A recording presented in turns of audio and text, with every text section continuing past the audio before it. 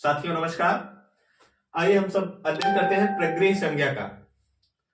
आज हम प्रग्रही संज्ञा का अध्ययन करेंगे। तो सबसे पहले जानिए इसका सूत्र क्या है। प्रग्रही संज्ञा विधायक सूत्र क्या है, ये कहता क्या है। ठीक, प्रग्रही संज्ञा सूत्र क्या है। ई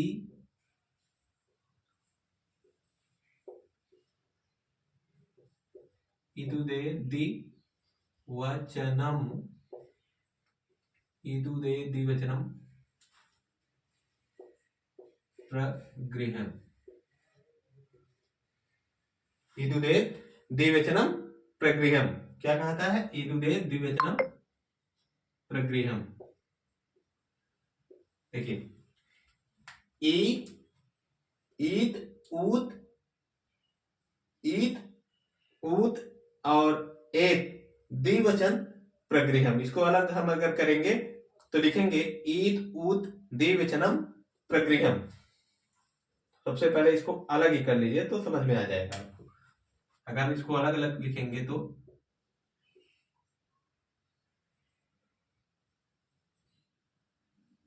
विच्छेद अगर इसका करें, ठीक, ईत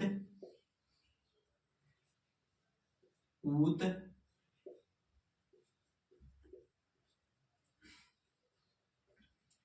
ईत ऊत और एत द्विवचनम प्रगृहम्। ईत ऊत एत, ईत ऊत एत द्विवचनम प्रगृहम्। प्रगृह संज्ञा किनकी होती है, अर्थात ईत ऊत और एत जो वर्ण है इनकी प्रगृह संज्ञा होती है। इसके अंतर्गत आते कौन कौन से हैं, कह सकते हैं आप। इसको अगर और साधारण भाषा में लिखेंगे तो अर्थ लिखें। अगर इसका हम अर्थ लिखें तो क्या कहेंगे,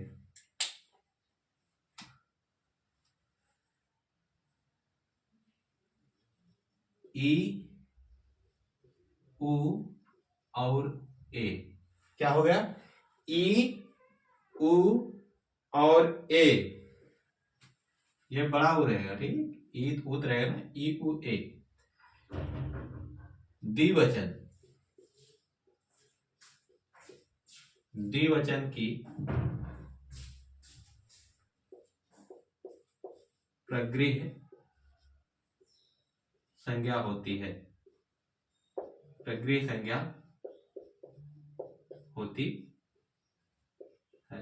ठीक, अगर आपसे पूछे प्रगृह संज्ञा किन वर्णों की होती है तो आप ईत ऊत और एत वर्णों की, अर्थात बड़ी उ और एक, यानी ये जो द्विवचन वर्ण है, ठीक, जिनसे द्वित्व का बोध हो, दो का बोध हो, ठीक,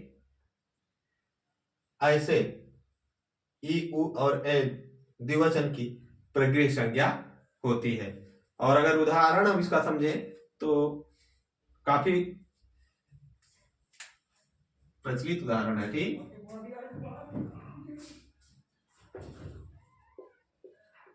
उदाहरण अगर कहें तो बहुत ज्यादा परीक्षाओं में पूछा जाता है।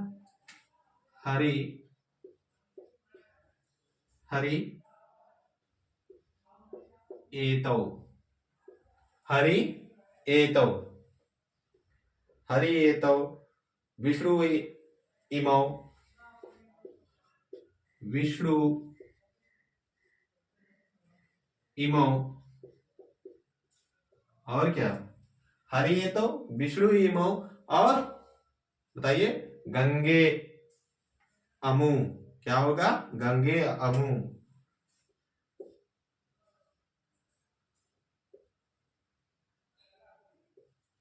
गंगे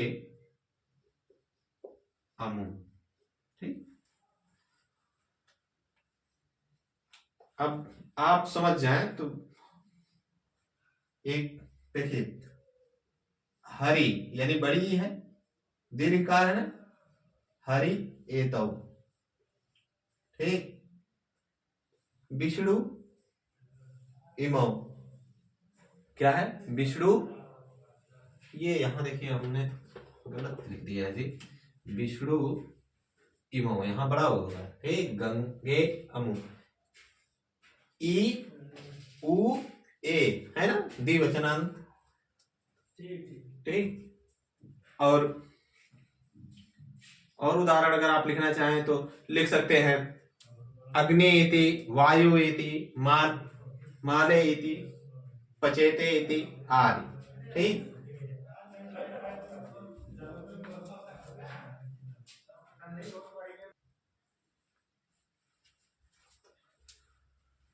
घास संज्ञा, अब प्रकृति संज्ञा का अध्ययन हमने किया, अब हम घा संज्ञा का अध्ययन करेंगे।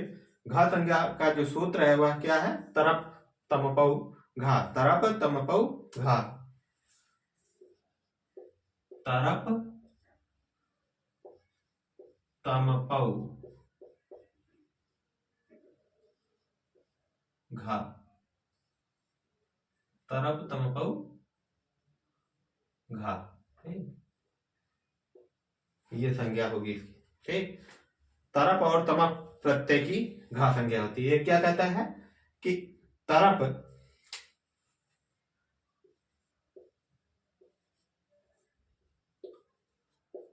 और तमप प्रत्यय की घा संज्ञा होती है, घा संज्ञा होती है, ठीक। तरप और तमप प्रत्यय की क्या होती है, घा संज्ञा होती है, ठीक। जैसे उदाहरण अगर हम लिखें तो कुमारिता, उदाहरण क्या होगा इसका,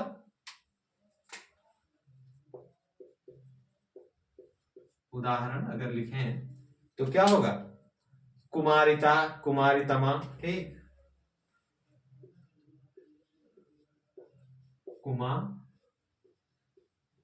कुमारितरा और कुमारितमा, ये दो प्रमुख उदाहरण इसके हैं, ठीक।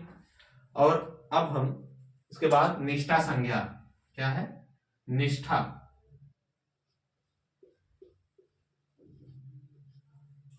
निष्ठा संज्ञा, अगर हम बात करें तो क्या है, निष्ठा संज्ञा पढ़ ले, ठीक। निष्ठा संज्ञा किसे कहते हैं, निष्ठा संज्ञा, निष्ठा संज्ञक वर्ण ताक तवत निष्ठा, इसका सूत्र है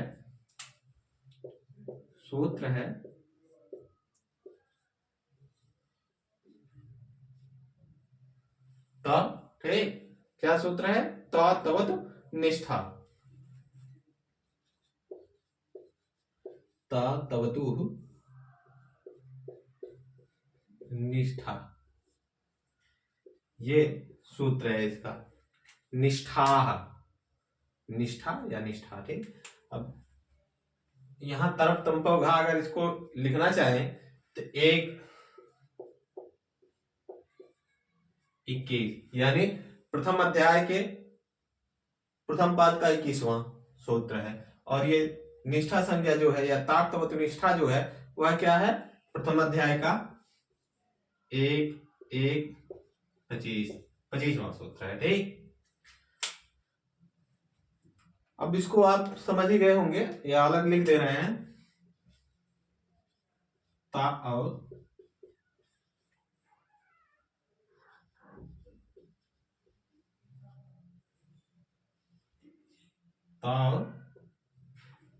तवत,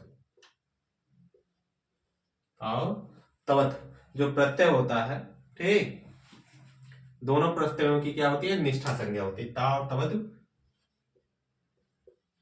प्रत्ययों की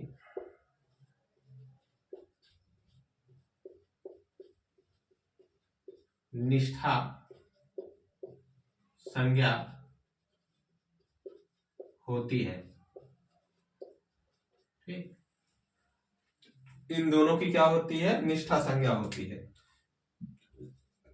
उदाहरण अगर हम लिखें, ठीक, या एग्जाम्पल या जैसे कहें तो क्या होगा, भुक्ता, भुक्तवान, ता प्रत्यय लगाएं तो भुक्ता,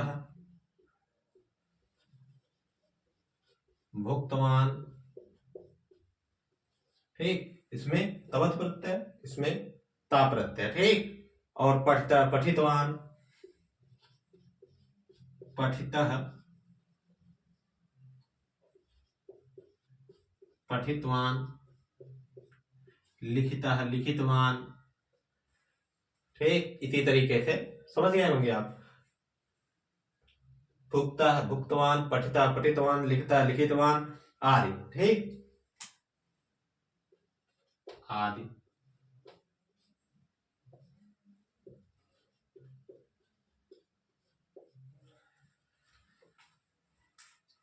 आगे हम, इसमें कुछ बहुत समझाना नहीं था, आसान था। किता और तवत जो दो प्रत्यय हैं, इनकी जो निष्ठा संज्ञा होती है, अगर हम बाद में व्याकरण का अध्ययन करते समय कहें कि निष्ठा संज्ञा हो जाए, तो यानी निष्ठा संज्ञा हो जाए तो अर्थात किन की निष्ठा संज्ञा होगी, तो ता और तवत वर्णों की निष्ठा संज्ञा होगी, ठीक। निष्ठा संज्ञा वर्ण हो जाएंगे, यानी ता और तवत प्रत्यय जो होंगे वो, ठीक। तरप तमप की घा संज्ञा होती है, ठीक। आगे हम सर्वनाम संज्ञा का अध्ययन करेंगे। तब तक के लिए नमस्कार, मिलते हैं अगले वीडियो में।